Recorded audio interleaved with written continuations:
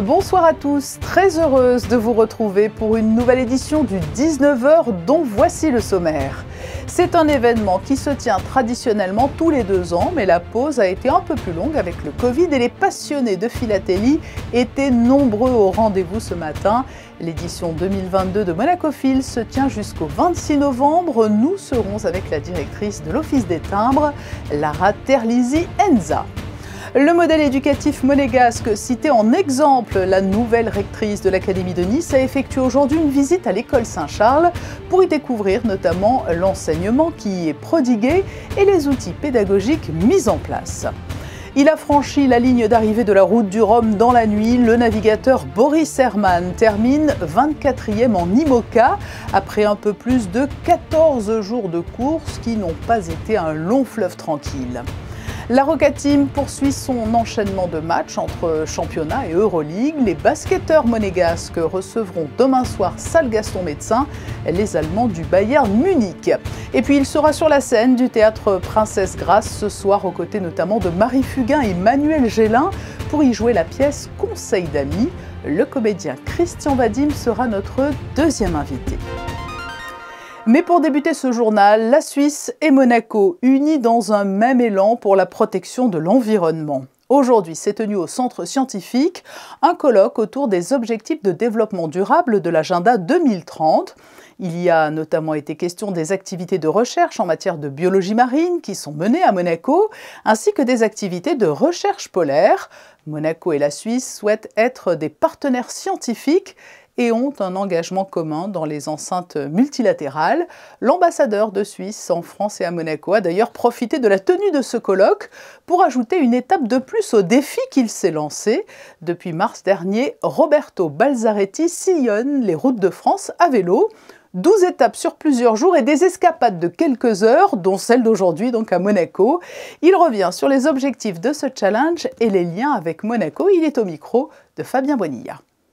Parcourir ces régions pour aller à la rencontre d'activités, d'événements, de lieux de rencontres franco-suisses ou franco-suisses helvético-monégasques et les mettre en exergue. Ça peut être l'économie, l'industrie, la science, la recherche, mais aussi la culture, les arts en général. Et donc on a tracé ces 12 parcours dans l'Hexagone et inclut aujourd'hui cette échappée monégasque pour faire ça, pour raconter la réalité des relations bilatérales au quotidien.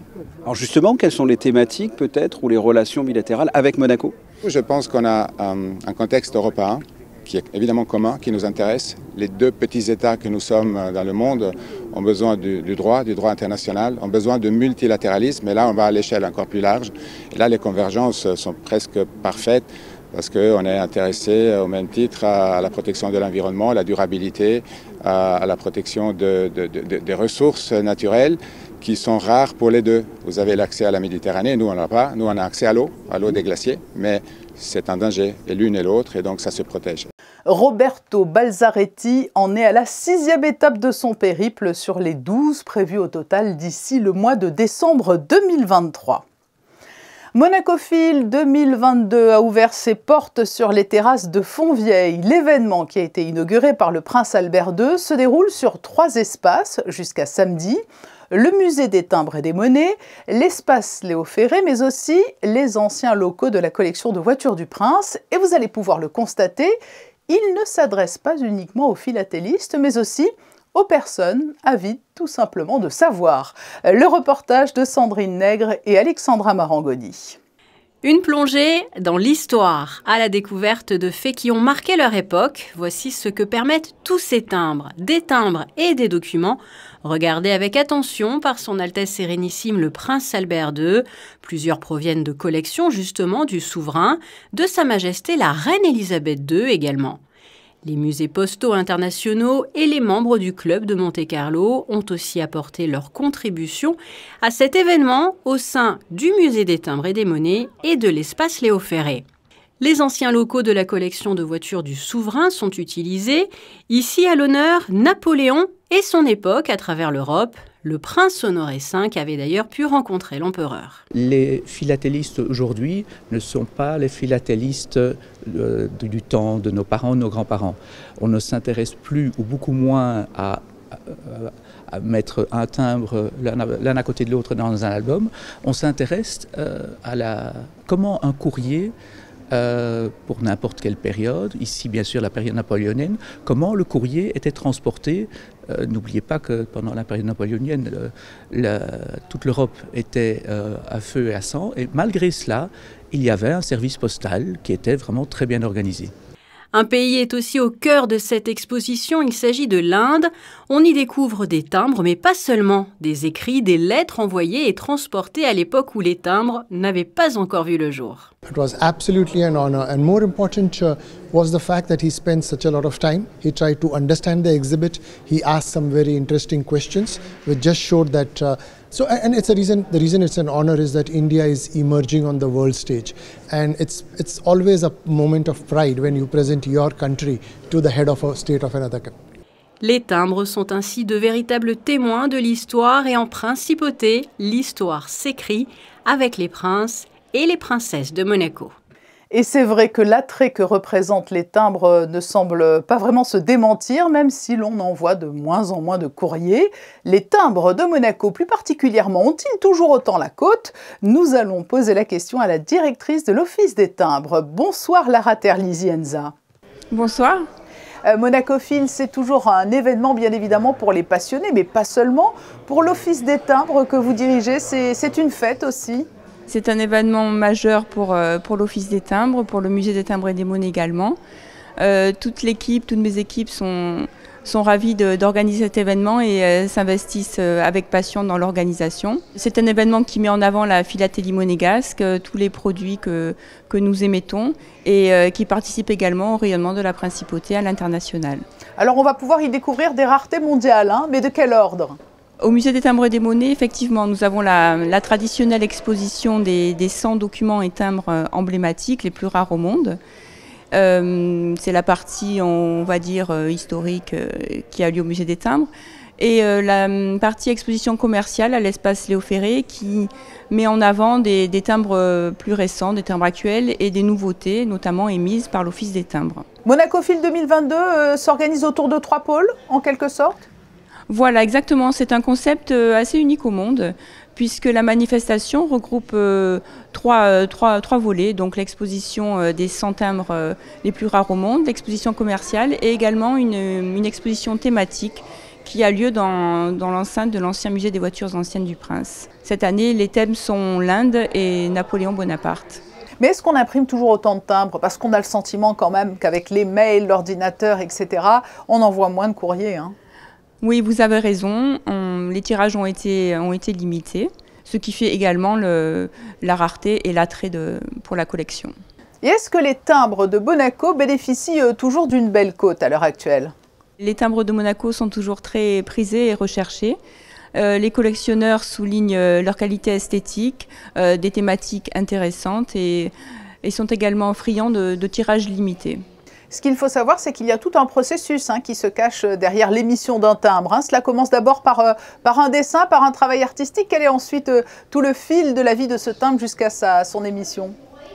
Oui, en effet, c'est un processus assez long. Au départ, nous avons donc le choix de la thématique qui se fait sur décision de la commission consultative de la collection philatélique du Prince de Monaco. Ensuite, une fois que la thématique est choisie, je contacte un artiste pour le faire travailler, donc soit au niveau d'un dessin, soit pour la gravure, en fonction de l'impression du timbre. Et ensuite, il y a tout un processus de fabrication, puisque les timbres sont imprimés par Filaposte, qui est l'imprimerie des timbres françaises, située à Boulazac. Et à l'occasion de Monacophile, il sera possible d'acheter 5 nouvelles émissions et des encarts également. Nous émettons 5 nouvelles émissions. Le bloc Monacophile sur la thématique de Napoléon et de la rencontre avec Honoré V. Un timbre hommage à Sa Majesté la Reine Elisabeth II. Un timbre pour les explorations de Monaco, mission océan Indien. Un timbre également pour célébrer les 10 ans de la Fondation Princesse Charlène. Et puis le dernier timbre, c'est le bloc de l'émission commune entre la Principauté de Monaco et les terres australes et antarctiques françaises. Vous invitez bien évidemment le plus grand nombre à vous rejoindre sur ces journées monacophiles. Et d'ailleurs, il faut le préciser, pour mettre du piment à tout cela, il y aura également une tombola. La tombola est ouverte pour tous les participants qui ont complété le passeport philatélique en passant à travers les stands et en le faisant remplir avec un timbre de chaque administration postale présente. Donc un petit jeu de piste et à la clé peut-être un beau lot. Merci Lara Garnizienza d'avoir été notre invitée au premier jour de l'édition 2022 de Monaco-Phil qui, je le rappelle, se déroule sur les terrasses de Fontvieille jusqu'au 26 novembre. Merci. Nous l'évoquions en début de semaine avec Céline Cotta-Lorda, déléguée interministérielle pour la promotion et la protection des droits des femmes. Une nouvelle campagne de communication a été lancée.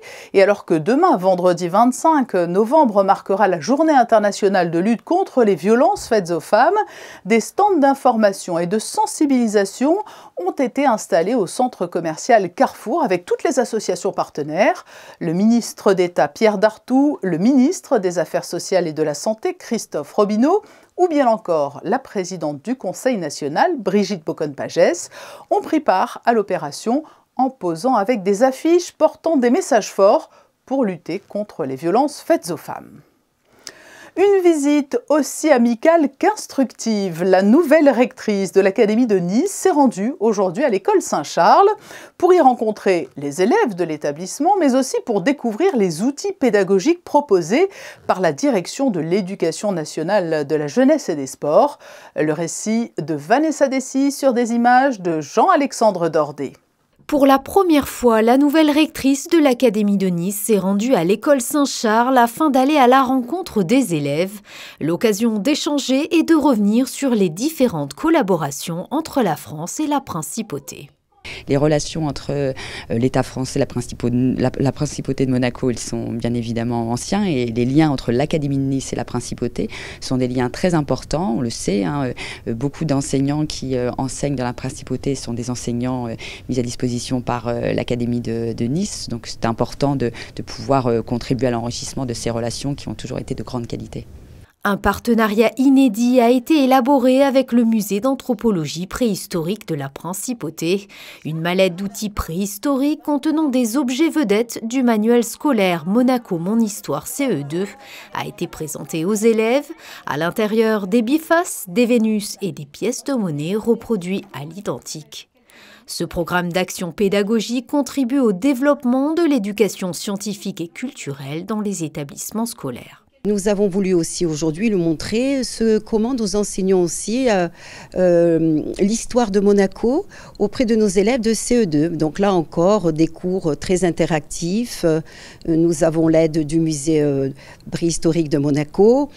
Donc nous avons un chercheur aussi qui est venu aujourd'hui présenter la mallette de préhistoire à nos élèves. Nous allons terminer notre visite dans des classes d'adaptation parce que là aussi ça l'intéresse beaucoup, tout ce qui touche à l'école inclusive. Et donc nous aimons non seulement échanger, mais aussi échanger nos manières de travailler.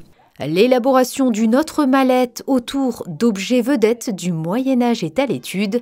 Elle accompagnera les apprentissages proposés dans le manuel Monaco Mon Histoire pour les classes de CM1. Cela n'a pas été une course facile. Il s'était élancé en sachant qu'il lui faudrait apprendre à découvrir en situation son nouveau bateau. Boris Herrmann est arrivé la nuit dernière en Guadeloupe, terme de la route du Rhum. Il termine 24e en IMOCA avec un temps de course de 14 jours, 15 heures et 21 minutes. Il a notamment rencontré un problème avec la cale de foil qui l'a considérablement handicapé. Mais en achevant sa course, il assure sa qualification pour le prochain Vendée Globe Challenge avec le Malizia Sea Explorer. Après une défaite sur le fil ce mardi face à Fenerbahçe, la Roca Team enchaîne un nouveau match d'Euroleague ce vendredi. Face au Bayern Munich, les Monégasques chercheront à ne pas se laisser décrocher du haut du classement qu'ils trustent depuis le début de la saison. Présentation de la rencontre avec Yannick Debever, Sylvain Péroumal et Lionel Bernardi. Avec 4 défaites sur les 5 derniers matchs, la Roca Team n'est pas au meilleur de sa forme.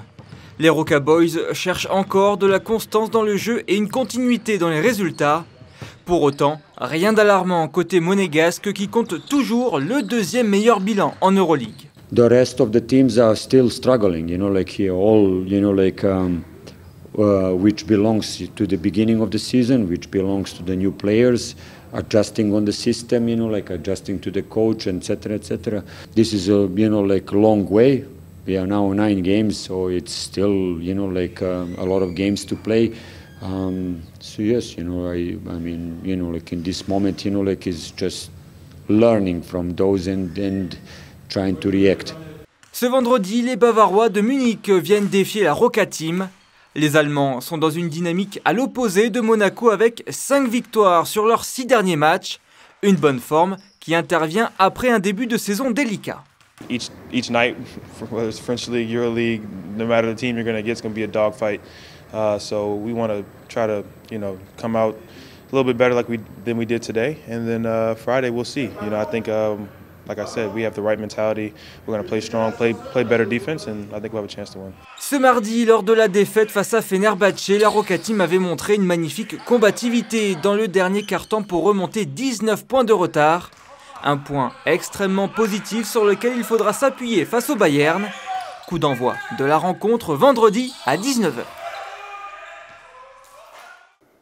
En sport co encore, un petit clin d'œil à Brel Mbolo, l'attaquant de l'AS Monaco FC que l'on entendait dans le journal de mercredi sur Monaco Info avant son entrée en matière dans la Coupe du Monde de football avec la Suisse et face au Cameroun. Ironie du sort, le natif du Cameroun, mais qui a grandi en Suisse, a permis à l'équipe nationale suisse de l'emporter grâce au but qu'il a marqué, le seul but de toute la rencontre. Un conseil d'amis, cela peut toujours être intéressant. Ou pas. C'est en tout cas ce qui ressort de la pièce qui sera jouée ce soir au Théâtre Princesse Grace, avec une jolie affiche, Marie Fugain, Manuel Gélin et Christian Vadim. Ce dernier est notre invité. Bonsoir Christian Vadim. Bonsoir. La difficulté, merci de me recevoir. Mais on vous reçoit avec grand plaisir. La difficulté dans la présentation de la pièce que vous jouez au Théâtre Princesse Grace, c'est qu'il ne faut pas trop en dire, mais suffisamment tout de même pour expliquer le contexte de ce conseil d'amis. Comment pitcheriez-vous cette pièce? C'est toujours le même problème quand vous avez une pièce avec un climax, comme on dit. C'est vrai d'essayer de donner envie aux spectateurs sans leur gâcher le plaisir. Je dirais, c'est pas tant l'histoire, ce sont des amis dans la vie et à la scène. Je connais Manu Gélin depuis plus de 40 ans. C'est ma 3e pièce avec Marie Fugain. Et c'est une comédie, c'est drôle. Comme on s'aime beaucoup, ça transparaît sur scène. Bonsoir. La difficulté, merci de me recevoir. Mais on vous reçoit avec grand plaisir. La difficulté dans la présentation de la pièce que vous jouez au Théâtre Princesse Grace, c'est qu'il ne faut pas trop en dire, mais suffisamment tout de même pour expliquer le contexte de ce conseil d'amis. Comment pitcheriez-vous cette pièce? C'est toujours le même problème quand vous avez une pièce avec un climax, comme on dit. C'est vrai d'essayer de donner envie aux spectateurs sans leur gâcher le plaisir. Je dirais, c'est pas tant l'histoire, ce sont des amis dans la vie et à la scène. Je connais Manu Gélin depuis plus de 40 ans. C'est ma 3e pièce avec Marie Fugain. Et c'est une comédie, c'est drôle. Comme on s'aime beaucoup, ça transparaît sur scène et les gens rient du début à la fin. Alors, c'est une histoire sur 2 couples, 2 appartements, somme toute très classique, mais voilà, si j'ai quelque chose à vendre, c'est la bonhomie et la sympathie de cette pièce. Et vous l'avez donc dit, vous avez une jolie bande autour de vous, des personnages dans la pièce et des personnalités dans la vie attachante. Vous aimez cette ambiance de bande, vous qui avez aussi joué aux côtés de Philippe Lelouch et de ses acolytes dans de nombreuses pièces. Exactement, avec cette bande-là, j'ai fait 15 ans, 5 pièces de long métrage. Et je vais vous dire, c'est du luxe, c'est la cerise sur le gâteau. J'adore le théâtre, j'adore partir en tournée. Et quand vous le faites avec des amis et que ça se passe merveilleusement bien, que demande le peuple? Oui, vous sillonnez en quelque sorte les villes de France en famille. Oui, on a fait une semaine en Belgique, on a fait une semaine en Suisse, on va faire 3 mois en France. La semaine prochaine, on part à Casablanca. Donc, oui, c'est extrêmement sympathique. C'est du luxe. Vraiment, c'est du luxe. Au regard de votre carrière, Christian Vadim, il y a presque un parfait équilibre entre cinéma, télévision et théâtre. Est-ce que vous avez cependant une petite préférence entre ces 3 exercices différents? Ça aussi, c'est du luxe, parce que la télévision, il faut être très rapide. Le cinéma, il faut être extrêmement précis et puissant en 2 secondes sur une journée de 12 heures. Le théâtre, vous pouvez recommencer tous les jours. Vous pouvez vous améliorer tous les jours. C'est donc vraiment, si vous arrivez à manier ces trois cordes, c'est absolument génial. Moi, j'adore ça. C'est vrai que encore une fois, c'est un luxe de pouvoir s'exercer dans ces trois domaines-là, je pourrais dire. Et le rapport au public, il est tout de même différent et peut-être privilégié, en tout cas au théâtre? Ça n'a rien à voir. Cinéma ou télévision, vous avez des techniciens. Effectivement, c'est sympathique, mais bon, ça n'a rien à voir avec le théâtre. Quand vous savez que vous avez cette phrase qui va faire rire, vous le savez à l'avance quand vous avez joué et que la salle éclate de rire, c'est un shot d'adrénaline absolument hallucinant. C'est une partition, la comédie au théâtre, même au cinéma ou à la télé, mais c'est au millième de seconde près. Et ça, c'est génial pour en recommencer. Vous nous l'avez mentionné, vous avez un agenda très chargé pour les semaines qui viennent. Mais est-ce qu'à contrario, et comme beaucoup d'autres artistes, vous avez souffert, vous, de la période de grande pause Covid? La première fois, c'était une surprise, mauvaise, hein, évidemment, parce que beaucoup de gens mouraient, mais on ne savait pas très bien. C'était une nouveauté. Vous savez, c'est comme quelque chose, on vous envoie sur la Lune. Et là, vous dites, ah oui, ah bon, c'est pas gai pour le monde hospitalier, c'est pas gai pour ceux qui sont ou alités ou qui sont en train de mourir. Mais c'est vrai qu'on était là, bon, on travaillait pas, on regardait les informations, ces choses-là. Les autres, c'était beaucoup moins rigolo parce que déjà, on travaillait pas. Moi, j'étais en tournée, ça s'est arrêté net. La deuxième, ça s'est arrêté net aussi. Donc, c'était pas, voilà. La première fois, c'était, encore une fois, je fais très attention aux mots.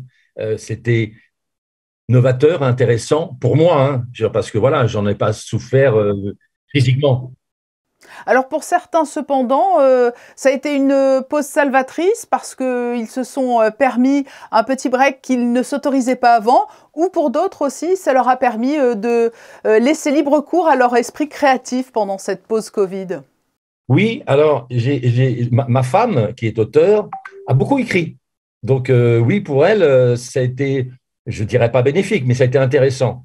Moi, pardon pour le mot, je me suis un peu fait chier.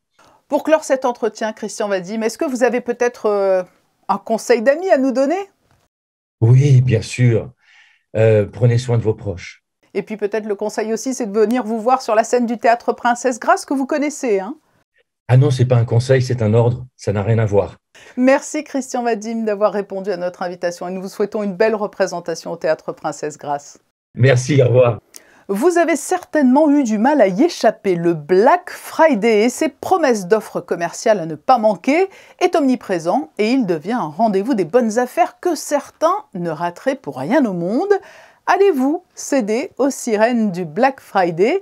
C'est la question que nous sommes allés vous poser. On ne sait jamais, on peut trouver des petites pépites ou à de bons prix, donc oui, pourquoi pas. C'est vrai que j'essaye plutôt d'échapper à ça en général. Donc non, je ne céderai pas, je résisterai comme au front. Je ne vais pas me forcer à acheter parce qu'il y a des réductions, des choses que je n'aurais pas achetées de base. Voilà. Alors non, pas du tout. Demain, je ferai un petit tour là-bas et bon, en espérant qu'il y aura vraiment des bonnes occasions. Pourquoi pas? Je vais voir, je vais consulter et s'il y a des choses intéressantes, pourquoi pas. Voilà, c'est... Des propos recueillis par Anaïs Rioux. Nous sommes en pleine semaine de réduction des déchets, ce qui ne va pas d'ailleurs forcément de pair avec le Black Friday. Plusieurs animations sont mises en place à cette occasion, dont une chasse au trésor qui était organisée hier par la SMA et la direction de l'aménagement urbain sur le thème de la réutilisation et du recyclage des déchets.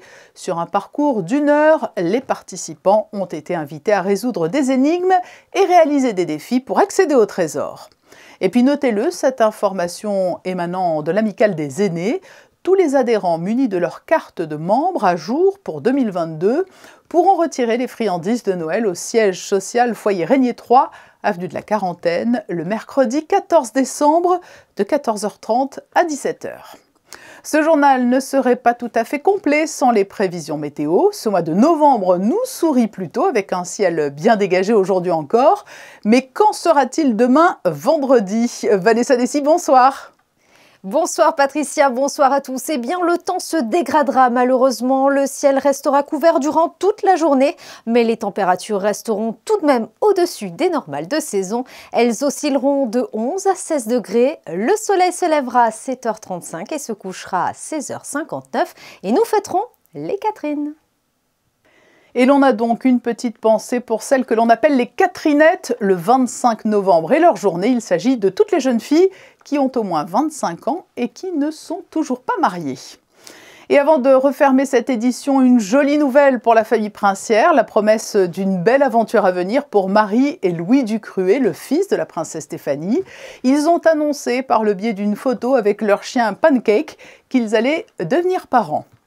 Nous nous quittons sur une série de clichés de Manuel Vitali à Monacophile 2022. Cette manifestation autour des timbres se tient sur les terrasses de Fontvieille jusqu'au 26 novembre. Très belle soirée à vous.